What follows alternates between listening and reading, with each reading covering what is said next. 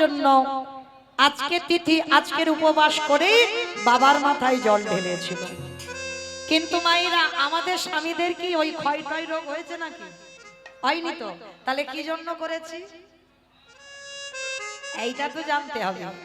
আমরা হিন্দু ধর্মের মানুষ, আমরা সনাতন ধর্মের মানুষ, শুধু কয়েকজন নয়, প্রত্যেকের কর্তব্য এই শিব চতুর্দশী ব্রত উপবাস করা।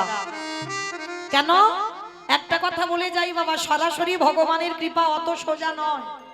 কারণ আমরা সেই সৌভাগ্য অর্জন করিনি যে আমরা সরাসরি ভগবানের কৃপা পেয়ে যাব।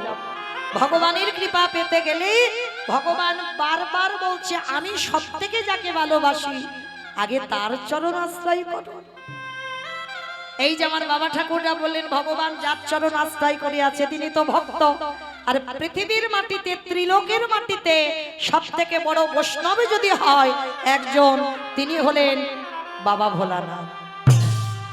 আর যদি বাবা, তার নাম তো আশুতোষ, একটা বেলপাতার বাতাসা, একটু দুধ গঙ্গা জল মাথায় ঢেলে দাও, দিলেই বাবা তিনি সন্তুষ্ট হয়ে যাবে। আর একবারে যদি বৈষ্ণবের কৃপা কেউ পেয়ে যায়, তার অচিরে কৃষ্ণ কৃপা হবে হবে হবে। নিতাই গৌর প্রেমানন্দে। হরি বল হরি বল। তো বাবা, যারা আজকে শৈব তারা তো করেছেন, তো আমাদের বৈষ্ণব মতে কালকে যারা করবেন তাদের চরণে আমার মতো অধম কীর্তনিয়া কোটি কোটি ধন্যবাদ প্রণাম। কারণ কৃষ্ণ কৃপা পেতে গেলে আমাদের পরম বৈষ্ণবের চরণ আশ্রয় করতে হবে, আর ওই চরণ ভজলেই পেয়ে যাব গোবিন্দ চরণ। তাহলে মায়েরা, সোজা কথা একটা বলে দিলাম, শিব চতুর্দশী ব্রত পালন করার একটাই কারণ, কৃষ্ণ প্রেম ভক্তি লাভ করার জন্য। জড় জগতে কোনো স্বামী নয়, কোনো স্ত্রীর মঙ্গল নয়, একটাই জন্য শিব চতুর্দশী ব্রত কর্ম, যাতে আমাদের কৃষ্ণ প্রেম ভক্তি লাভ হয়। আর যারা ব্রত করেছেন ওই একটাই জিনিস চাইবেন বাবার কাছে, যে প্রভু আমি যেন কৃপা করে কৃষ্ণ চরণ আশ্রয় করতে পারি। তাহলে সেই বাবা ভোলানাথ পার্বতীকে বলছে, পার্বতী তোমার কি মাথা খারাপ? হ্যাঁ, তুমি এটা কি করছো? তুমি সীতারও ধরে যাবে ভগবানের সামনে, আর ভগবান চিনতে পারবে না? জগৎ জননী মা দুর্গা বলছে, অসম্ভব। আমি যদি একবার গিয়ে দাঁড়াই, আমার রামচন্দ্র চিনতে পারবে না। আর আমি একবার, আমি প্রভু মনে করি একবার রামচন্দ্রকে হৃদয় ধরব, আর তাতে কি হবে? আমার মাতৃত্বটা, আশাটা পূর্ণ হয়ে যাবে। কোন কুবাসনা কুকামনা নিয়ে নয় বাবা। বাবা ভোলানাথ বারণ করছে, কিন্তু মা জগৎ জননী শুনছে না। এইবার সীতা রূপ ধারণ করে, এইবার যেই না রামচন্দ্রের কাছে গিয়ে দাঁড়িয়েছে, রামচন্দ্র তো ক্রন্দন করছে সীতা মার জন্য, আর যেই না ওই মা সীতা রূপ ধরেছে, পিছন থেকে রামচন্দ্র গিয়ে ডাক দিল, মা। ভগবানের সঙ্গে চালাকি হয়। যেই না মা বলে ডেকেছে, সঙ্গে সঙ্গে চমকে উঠেছে মা। কে ডাকলো? তা মা তবু ছলনাময়ী ছলনা করছে, বলে আমি মা হব কেন? আমি তো সীতা, আমি তোমার সামনে এসেছি। ভগবান কেঁদে উঠল, মা আজকে তোমার কাছেও আমি হাসির পাত্র। তুমি ভুলে গেছো আমি কে আর তুমি কে? তুমি ভাবলে কি করে আমি তোমাকে চিনতে পারবো না? তুমি আমার মা, আমি তোমাকে মা বলে ডেকেছি, তুমি আমার সীতা মা নও। এইবার যেই না মা বুঝতে পেরেছে নিজ রূপটা ধারণ করেছে, মা তুমি এই রূপটা ধরলে কেন? হে দয়াময়, আমারে বহুদিনের আশা, একবার পুত্র রূপে তোমার হৃদয়ে ধরো।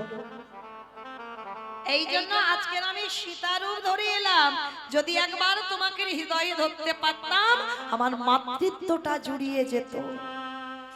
তখনই আমার রামচন্দ্র বলেছিল, মা আমি কথা দিলাম তোমার পুত্র রূপে আমি যাব। এই দেখে নয় এ যুগে কলি যুগে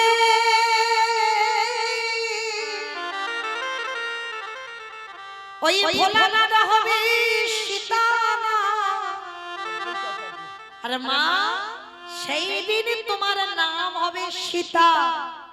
কলিযুগে ওই অদ্বৈত আচার্যের ঘরণী হবে, তোমার নাম হবে সীতা।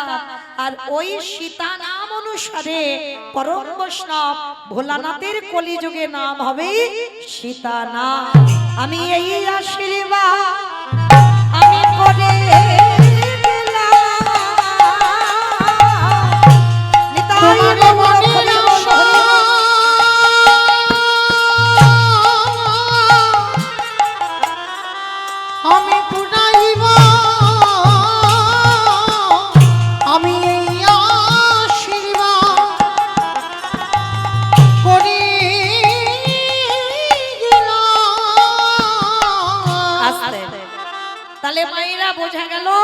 সেই বাবা ভোলানাথ হলো কলিযুগে অদ্বৈত আচার্য বা সীতা নাম।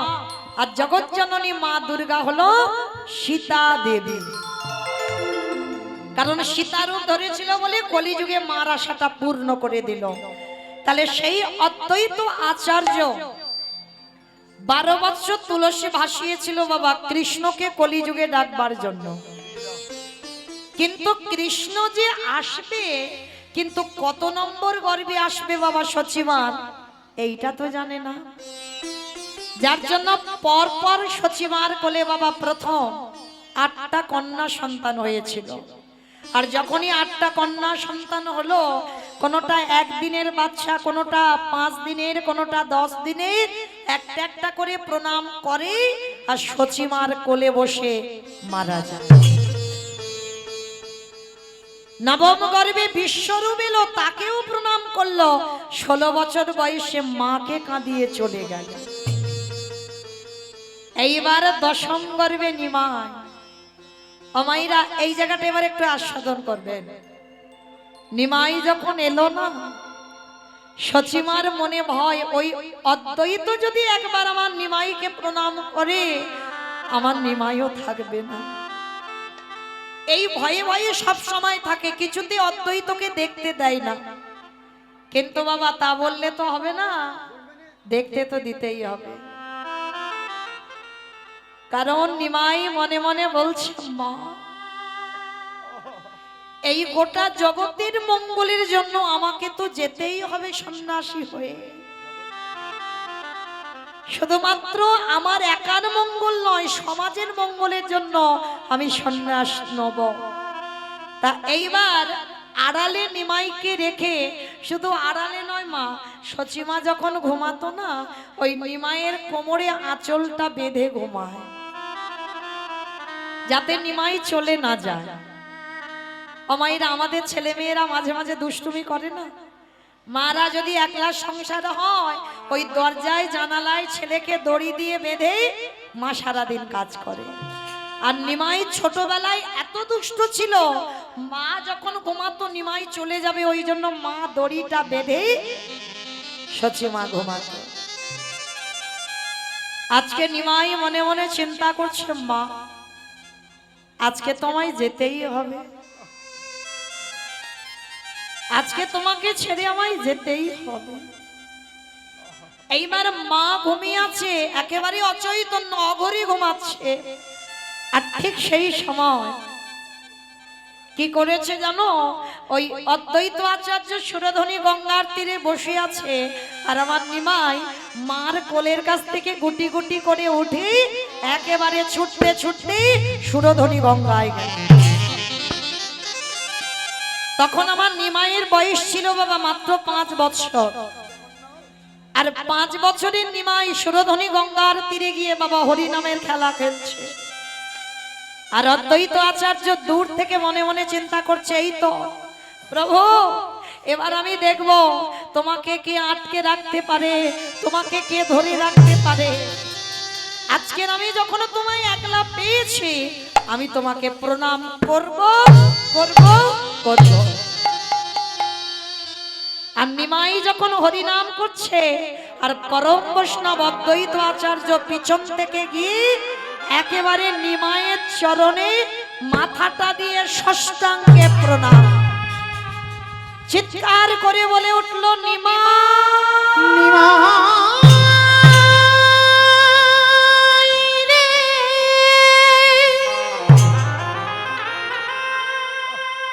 ওরে তুই নাকি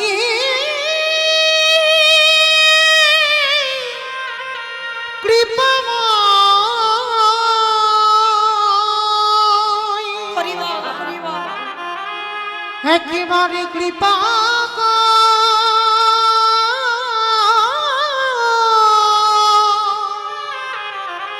ওরে নিমাই রে, যেই না পরম বৈষ্ণবের মাথাটা নিমাইয়ের পায়ে, অদ্বৈত আচার্যের বয়স তখন 57 বছর আর নিমাইয়ের বয়স 5 বছর। 5 বছরের নিমাইয়ের পায়ে যেই না অদ্বৈত বৈষ্ণবের মাথা, নিমাই কি করেছে জানো? ওই ছোট্ট ছেলে নিমাই একেবারে পাটা তুলে অদ্বৈত আচার্যের মাথার উপরে,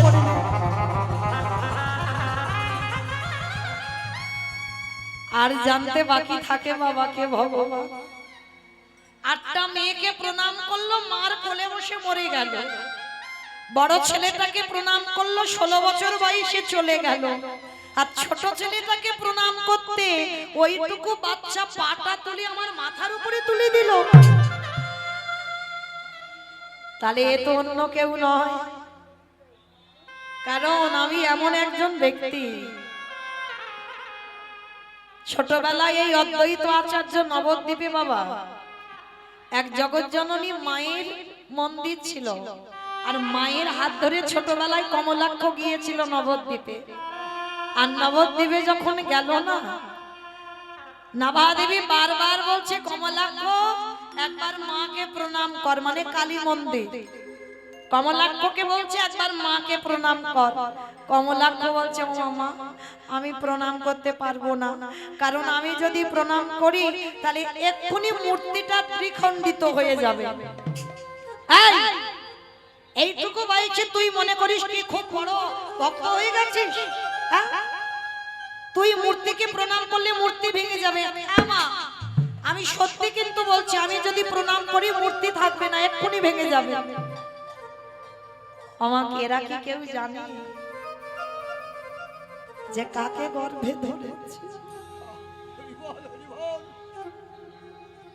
যদি জানতো তাহলে কি এই কথা বলতে পারতো?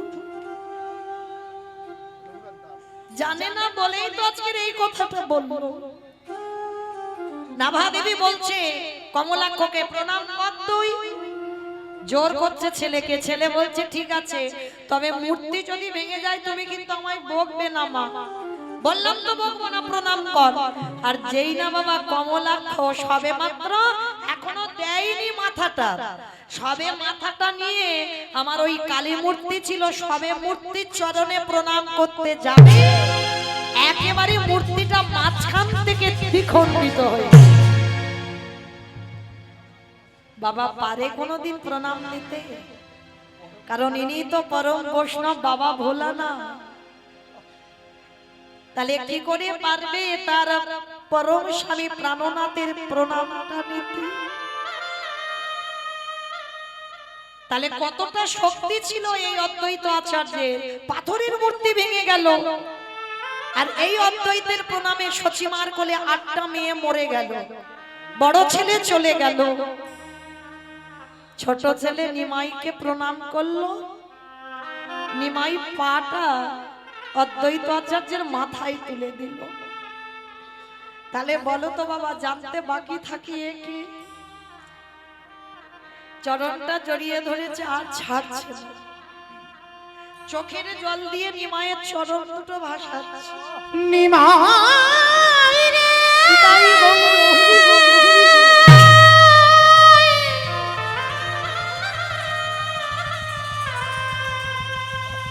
ওরে করুণা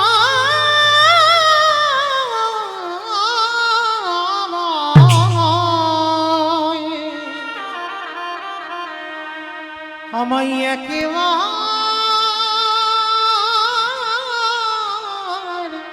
করুণা কর রে। যেই না চরণটা ধরে কাঁদছে নিমাই বুঝতে দিচ্ছে না, আরে অদ্বৈত পা ছাড়ো, পা ছাড়ো। কিছুতে ছাড়ছে না। প্রভু আমি জানি তুমি কে। আরে বাবা আমি কে, তুমি এমন করছো কেন? পা ছেড়ে দাও, পা ছেড়ে। কিছুতেই পা ছাড়ছে না। আরে কে ভগবান থাকতে পারে? ভক্ত যদি একেবারে গায়ে মনোবাক্যে কাঁদিতে পারে, কাঁদিতে পারে। অদ্বৈতকে বুকে ধরে বললেন, অদ্বৈত 57 বছরের বুড়ো আর 5 বছরের নিমা। প্রভু আর আমাকে কিছু বলতে হবে না, আমি বুঝতে পেরে গেছি তুমি কে আর আমি কে। সেই যদি এলে এত দেরি করলি কেন? 12টা বছর তুলসী চন্দন অগুরু দিয়ে তুলসী পত্র ভাসালাম, সেই যদি এলে তো এত দেরি করলি কেন? নিমাই হেসে বলছে, অদ্বৈত দেরি আমি করি না, ভক্তের ডাক যেদিন সঠিক হয়ে যাবে সেদিন আমাকে কেউ ধরে রাখতে পারবে না। আমি তো সবারে দরজারে ধারে দাঁড়াগে দাঁড়াইয়ে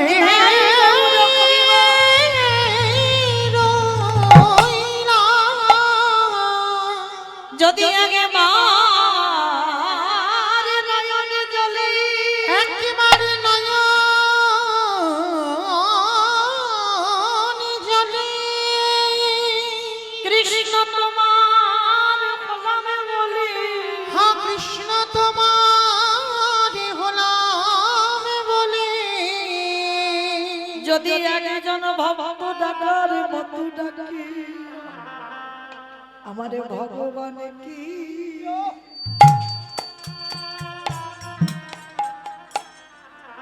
বল রহিতে হে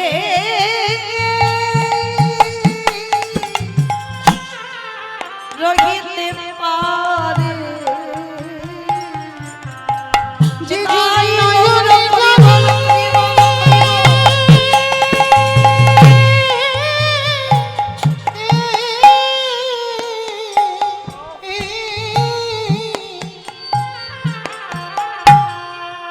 যে জনে নয়ন জানে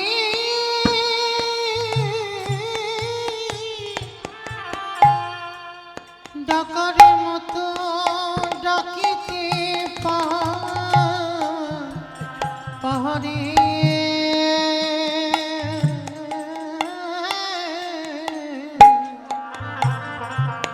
আমারে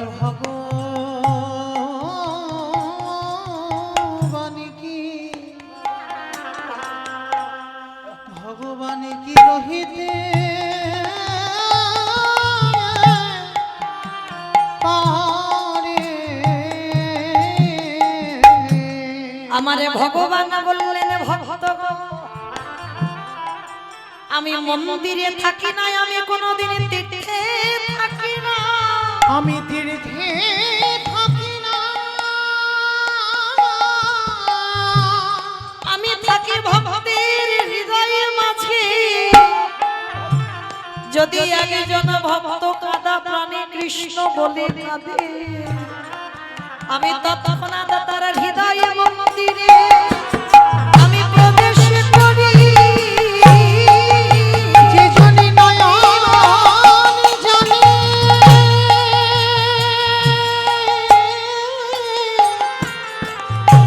কৃষ্ণ বলে কাঁদিতে পারে, আমি হৃদয়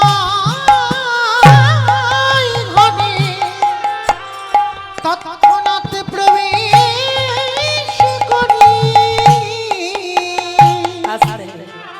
তাহলে আজকে জগতের সংসারে যেই না অদ্বৈত আচার্য কাঁদছে, নিমাই বলছে কেঁদো না। আর বাবা এদিকে ভক্ত ভগবানকে ধরে কাঁদছে। আর সন্তানের মঙ্গল অমঙ্গল প্রথমে কে বুঝতে পারে? মা। মা। ভগবান তো ভক্ত রূপ ধরে এসেছে, ভক্ত ভাব অঙ্গীকার করে এসেছে। এদিকে ভক্ত ভগবানকে ধরে কাঁদছে, ওদিকে সচিমার মনটা কুগাইছে, আর আমার নিমাই থাকবে না। অদ্বৈত প্রণাম করেছে, চোখের জল পড়েছে, বুঝতে পেরে গেছে আর নিমাই থাকবে না।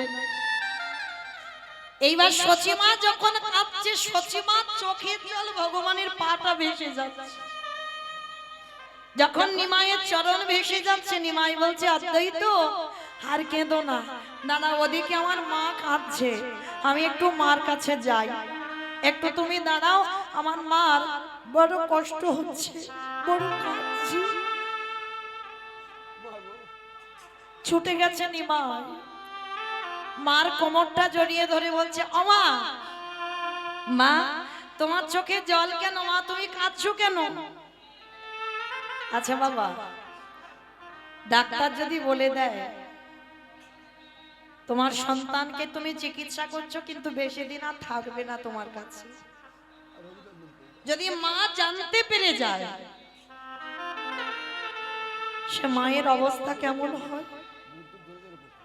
সচিমা তো বুঝতে পেরে গেছে নিমাই আর থাকবে না। কাছে দাঁড়িয়ে দাঁড়িয়ে নিমাই এসে মার গলা জড়িয়ে ধরে বলছে ওমা, মা গো তোমার চোখে জল কেন? তুমি কাঁদছো, তুমি আমায় বলো তুমি কেন কাঁদছো? মা তাড়াতাড়ি করে জলটা মুছে নিয়ে বলছে কই বাবা, আমি কাঁদিনি তো, আমি কাঁদবো কেন? আমি কাঁদিনি মা, জগতে সবাই মিথ্যাবাদী, তুমি আমার মা হয়ে তুমিও মিথ্যা বলছো। কি বাবা, জগতে আমাদের মতো মিথ্যাবাদী আর কেউ আছে? আমরা বললাম কৃষ্ণ ভজন করব, কেউ করছি না বাবা, সারাদিন শুধু বিষয় বৈভবে ডুবে রইলাম, আমার আমার করে গেলাম।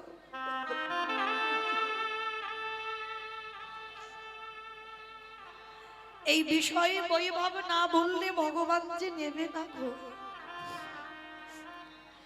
আজকে যেই না মা কাঁদছে, মাকে বলছে মা জগতে সবাই মিথ্যাবাদী, তুমিও মিথ্যা বলছো।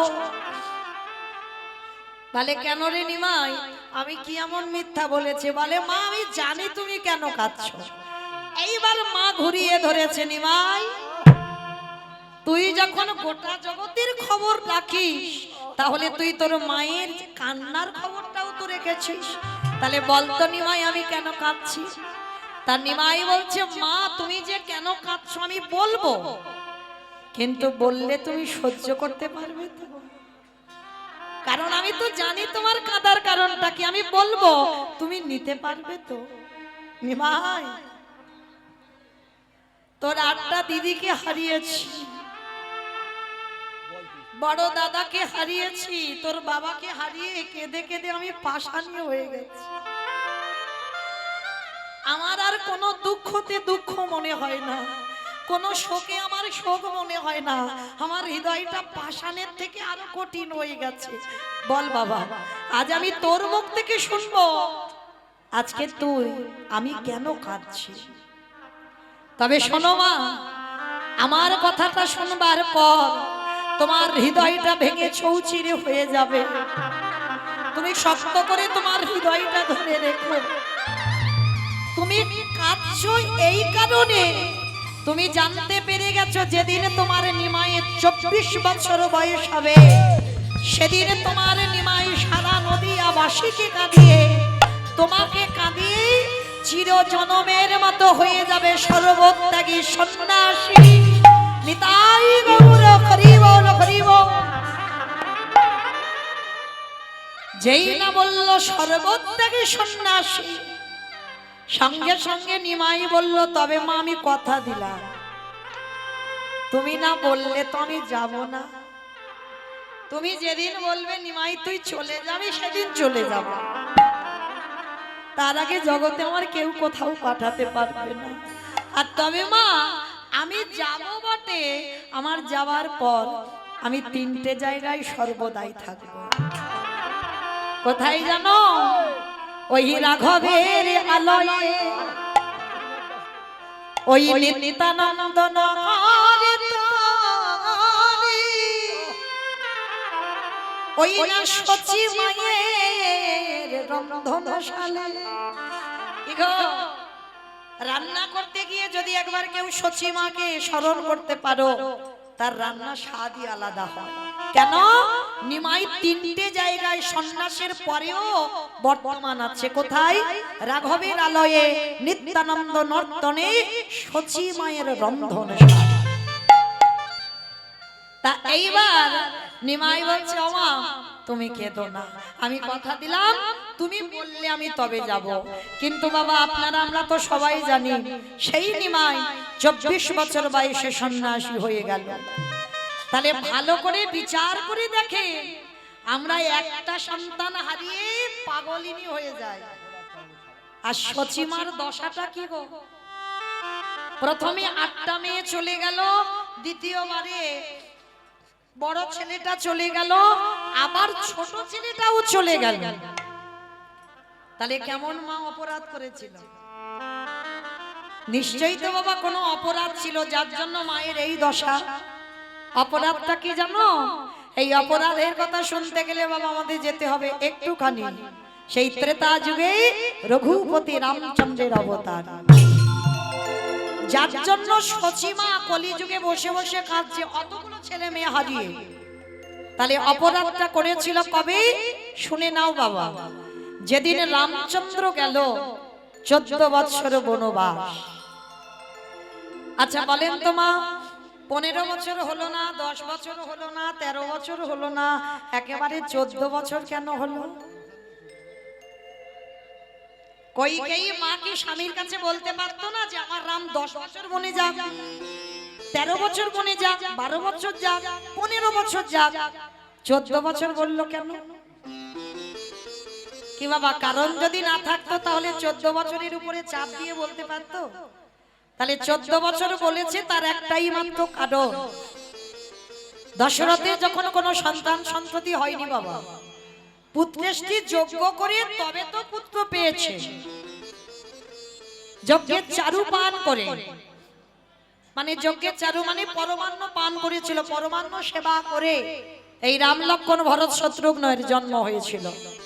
কিন্তু এর আগে দশরথ একটা অভিশাপগ্রস্ত ছিল, মানে গোটা সূর্য বংশে একটা অভিশাপ দেওয়া ছিল যে এই সূর্য বংশে যদি কোনো সন্তান জন্ম নেয় আর সে যদি 25 বছরের আগে রাজ সিংহাসনে বসে, তৎক্ষণাৎ তার অপঘাতে মৃত্যু হবে।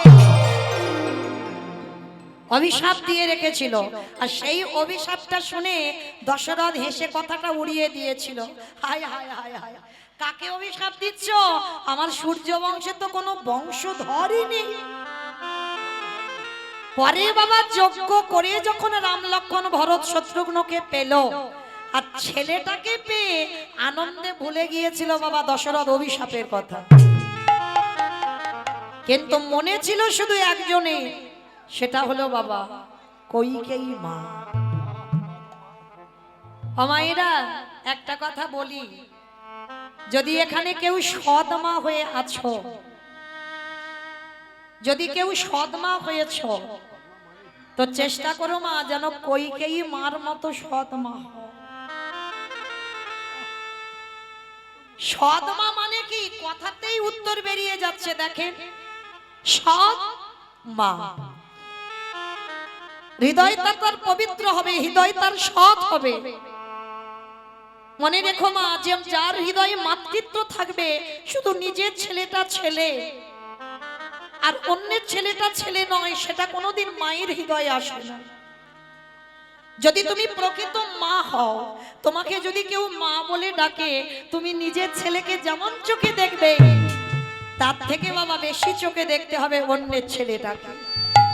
কারণ নিজের ছেলের বেলায় যদি বাবা একটু কম দামি জামা কাপড় কিনে দাও, কিন্তু ওই সব ছেলের বেলা তোমাকে দামি জামা কাপড় দিতে হবে। নিজের ছেলে বললে বুঝবে, কারণ ওটা তুমি তার মা। তোমার ছেলেকে একটা ছোট বাটিতে খেতে দাও, আর অন্যের ছেলেকে বাবা বড় বাটিতে খেতে দিতে হবে। যদি তোমার চরিত্রটা এমন হয়, তাহলে তুমি কিঞ্চিত কইকেয়ী মার চরিত্র অর্জন করেছ। এই যে রাম রাজা হবে যখন রাজ্যে ঘোষণা হলো, কারোর মনে ছিল না মা কইকেয়ী মার মনে ছিল রাম যদি রাজা হয় আমার রামের মৃত্যু হয়ে যাবে। কারণ দশরথ তো ভুলে গেছিল অভিশাপের কথা, শুধু মনে ছিল আমার কইকেয়ী মা, আমার রাম যদি রাজা হয় আমার রামের মৃত্যু হবে। কারণ অভিশাপ আছে 25 বছরের আগে রাজা হওয়া যাবে না। তাহলে কি হবে? রামকে কায়দা করে এই রাজ্যের বাইরে পাঠিয়ে দিতে হবে। ভালো করে ভাবে, রামের যদি তখন অত কম বয়স হয়, ভরতের কি 25 বছরের বেশি বয়স ছিল? ছিল না তো। এই ত্যাগের জায়গাটা একটু লক্ষ্য করে। এদের বলবে মা, মরণ যদি হয় আমার ভরতের হোক, মরতে যদি হয় আমার ভরত মরুক, কিন্তু আমার রাম যেন ভালো থাকে।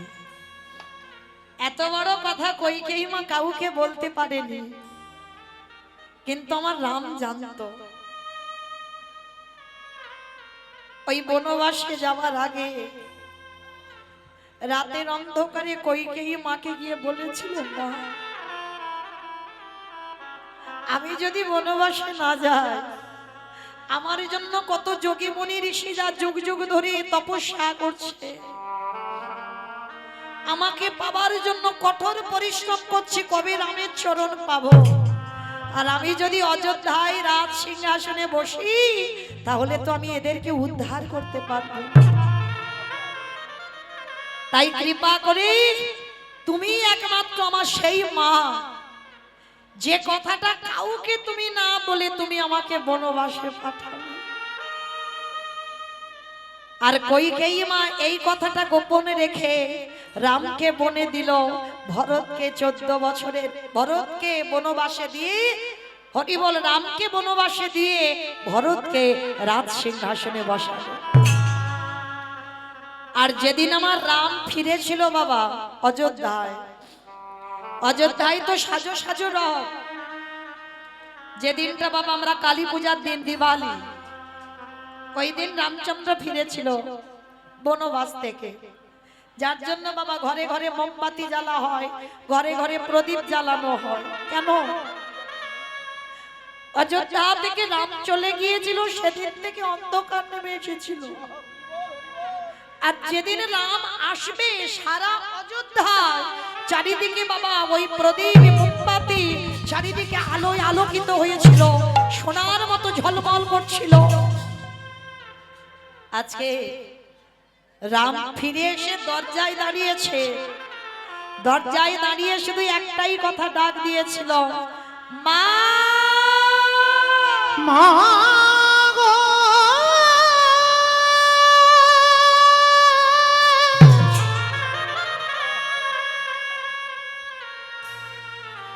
ওগো জননী,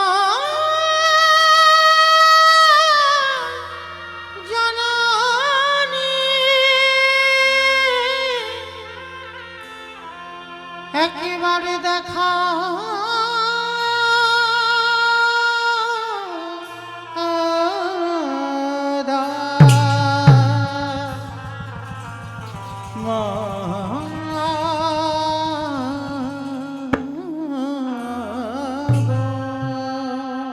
রামের মা কৌশল্যা এসে বলছে, বাবা এই তো আমি তোর মা, এই তো নাম, আমি তোমায় ডাকিনি তো। সুমিত্রা এসে বলছে, মা বাবা এই তো আমি তোর একটা মা, আমি তোমায় ডাকিনি তো। আবার তোর মা কোথায়? রাম 14 বছর পরে ফিরে এসে বলল, মা আমার কইকেই মা কোথায়? চুপ কর, একটা কথা বলবি না। যে মা তোকে 14টা বছর বনবাসে দিল, যে মা তোর বাবার প্রাণটা নিয়ে নিল, সেই কইকেই মাকে আমরা সবাই কারাগারে বন্দী করেছি। ওর মুখ আমরা কেউ দেখি না। রামচন্দ্র ওইখানেই বসে পড়েছি।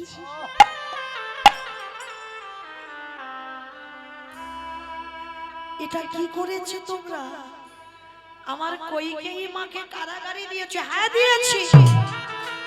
ওর মুখ আমরা কেউ দেখতে চাই না।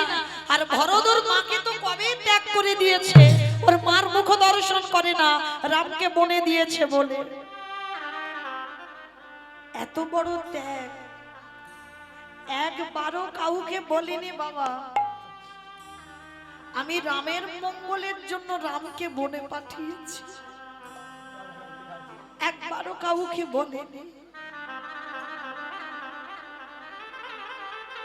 কইকেয়ী মা কেঁদে কেঁদে অন্ধ। কইকেয়ী মা শেষ পরিণতি দেখে, কেঁদে কেঁদে অন্ধ, চোখে দেখতে পায় না, রামের জন্য কেঁদে।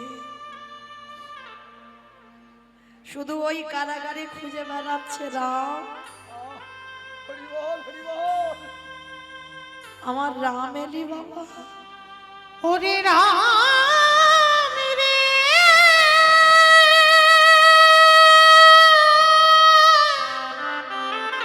কতদিন আর কাঁদবো বলবো, কতদিন? তোরে আসা পথে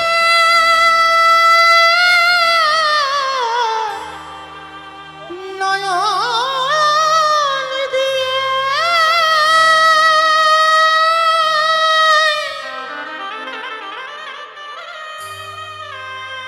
আমি যে কত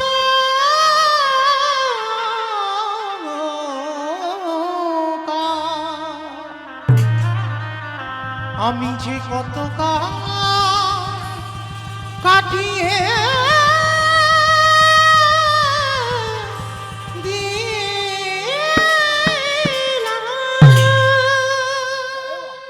কারাগারে খুঁজে বেড়াচ্ছে রাম। একবার আয় না বাবা, মরার আগে একবার অন্তত তোকে দেখে যেন যেতে পারি। চোখে দেখতে পাই না। রাম বনবাস থেকে ফিরে সবার প্রথমে কারাগারের দরজায় গিয়ে আছাড় খেয়ে রামের মাথাটা কইকেই মা চরণে। নিতাই গৌর হরি বল, হরি বল, হরি বল।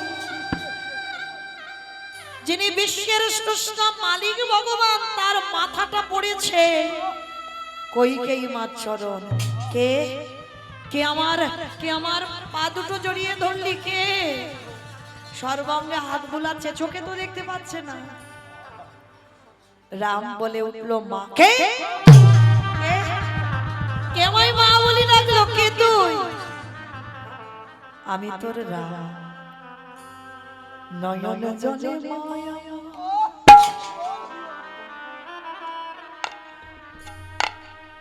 ওই না রামকে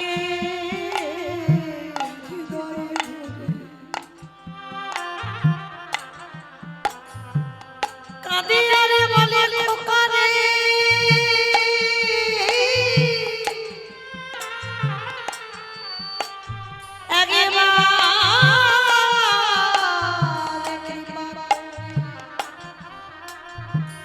একবার করুণা করে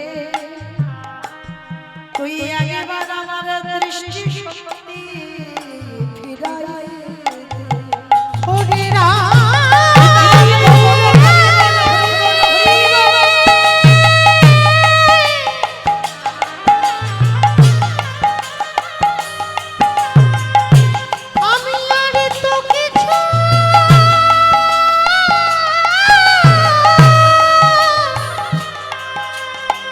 কিছু চাহি না রে,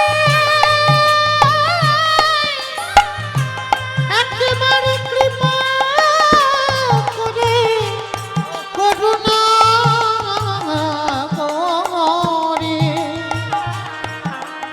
আমার দৃষ্টি শক্তি ফিরা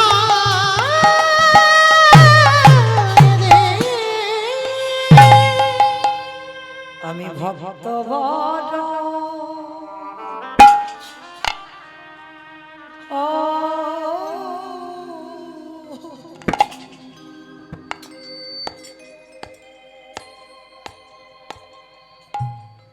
ভালো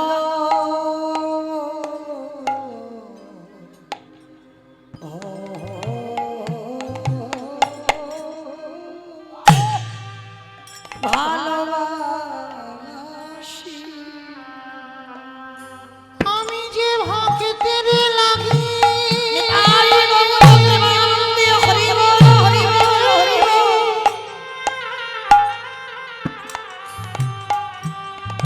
ওই যুগে যুগে যুগে যুগে ভক্তের কাছে আসি। আমি যে ভক্ত বড়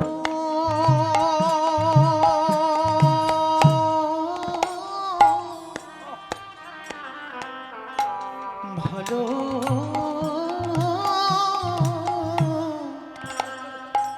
ভালোবাসি শুধু এ যুগে না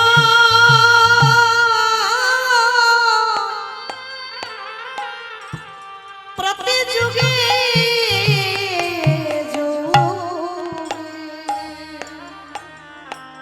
আমি যে ভক্ত বড়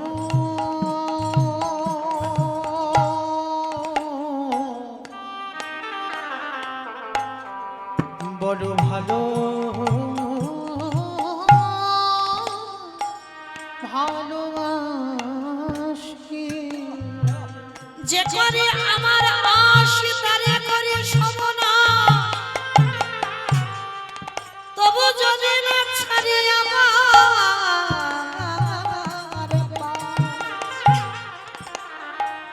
তারে পরে হয়ে যাই আমি তার দাসে অনুদাস। যে যদি নয় বলে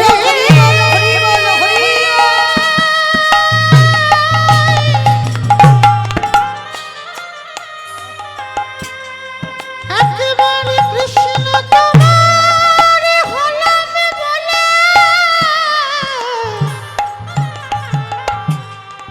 ডাকার মতো করে ডাকিতে পারে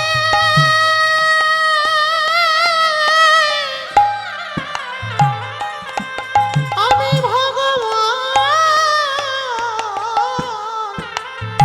ভগবান হয়ে সেই ভক্তের দাঁড়ে সেই ভক্তের দাঁড়ে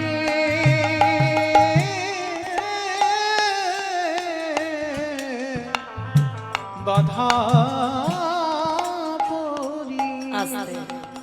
সেই কইকেই মা এত ভালোবাসতো আমার রামকে, কিন্তু কৌশল্যামার অভিশাপে রামকে পরের জন্মে কইকেই মার গর্ভেই আসতে হলো। যখন রাম বনে গেল কৌশল্যা কেঁদে অভিশাপ দিয়েছিল কইকেই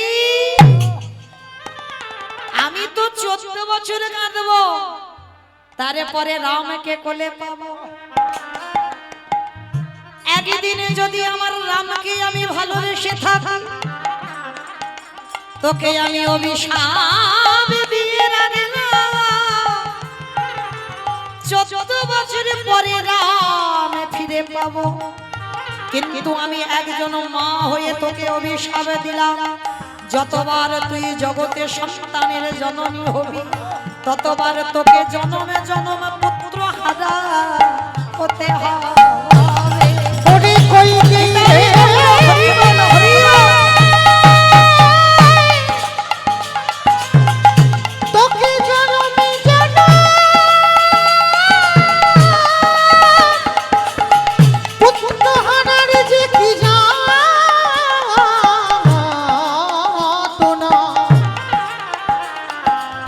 জনমে জনম বুঝিতে হবে। মনে রাখেন অভিশাপ দিল জনমে জনম তোকে ভোগ করতে হবে সন্তান হারাবার বেদনা। সেই কৌশল্যার অভিশাপে কইকেয়ীকে আসতে হলো দেবকী হয়ে। দেবকী হয়ে প্রথম গর্ভে 6টা সন্তান হলো। কংস মামার হাতে মৃত্যু হলো। সপ্তম গর্ভে এলো বলরাম।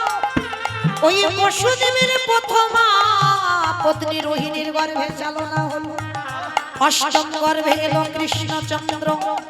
ওই কংস মামার হাত থেকে বাঁচবার জন্য বাবা বসুদেব ভাদ্র কৃষ্ণাষ্টমী তিথিতে ওই কৃষ্ণকে কোলে করে নিয়ে মাথায় করে নিয়ে ওই নন্দালয়ে রেখে এলো। জগৎকে কৌশল্য হরিবল কৌশল্যার অভিশাপে কইকেয়ীকে দেবকী হতে হলো। আর সেই দেবকী হয়ে 8টা সন্তান প্রথমে জন্মে হারালো। ওই দেবকী মার দ্বিতীয় জন্ম হলো গুন্ডিচা মা। গুন্ডিচা মা মানে ইন্দ্রদম্ন রাজার স্ত্রী। জগন্নাথ ধাম পুরী ধাম যে প্রতিষ্ঠা করেছিল ইন্দ্রদম্ন রাজা, ওরই স্ত্রী যার নাম হলো গুন্ডিচা।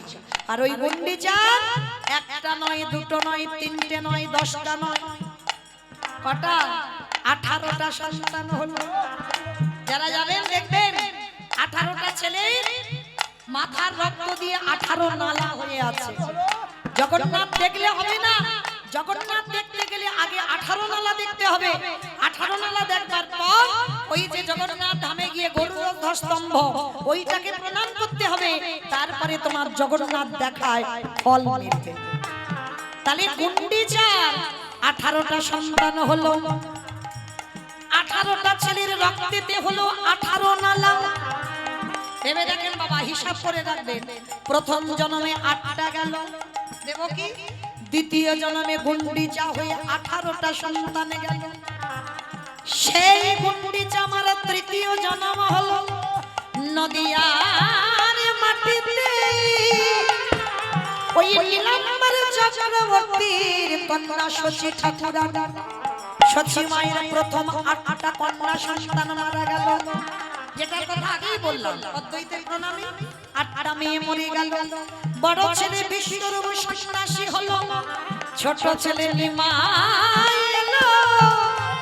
ওই 24 বছর বয়সে শচী মাতাকে কাঁদিয়ে, বিষ্ণুপ্রিয়াকে কাঁদিয়ে, সারা নদীয়ার মানুষকে কাঁদিয়ে নিমাই চললেন সন্ন্যাসী হয়ে। ওই কলির জীবকে বোঝাতে চাইল, কলির জীব আমি আমার মাকে ছেড়ে দিলাম না, আমি আমার রাধারানীকে ছেড়ে দিই নাই, আমি আমার নিজেকেও ছেড়ে দিই নাই। তাই জগতের কলির জীব তোদের পায়ে পড়ে বলে রাখি, ভজন যদি করতে হয় সকাল সকাল কৃষ্ণ চরণ আশ্রয় কর। কলির ঝি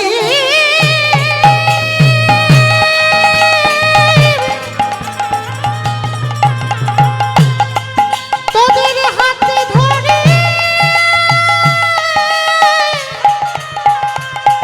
সময় থাকিতে গৌরী গোবিন্দ চরণে আশ্রয়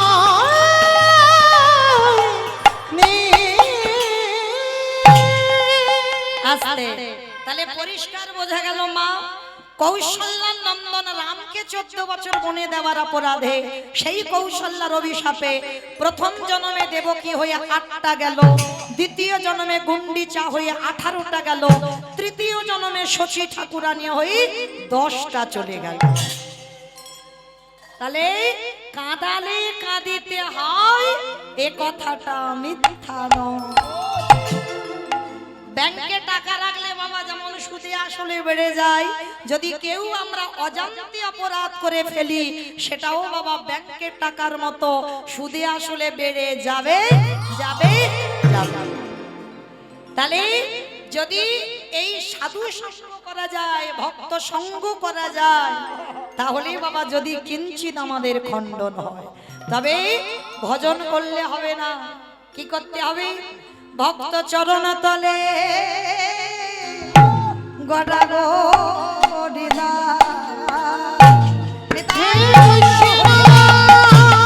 কৃপা কৃপা করো বলে ভক্ত চরণ তলে গড়া গো দিদা। শুধু গড়াগড়ি দিলে হবে না,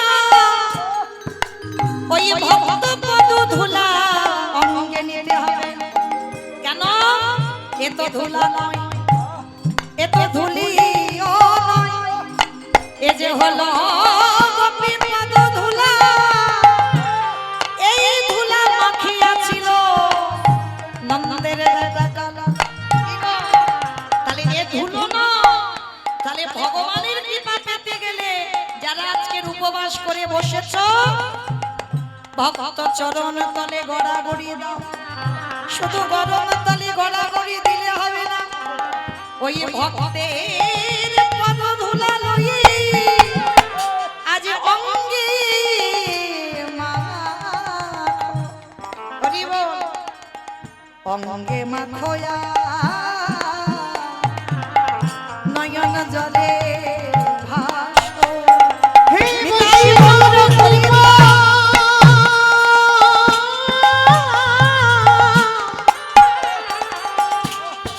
বৈষ্ণব কৃপা করো বলে বলে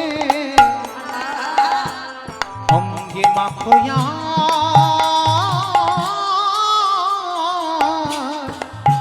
নয়নে জলে ভাসো। আস্তে। তাহলে মাইরা পরিষ্কার আমাদের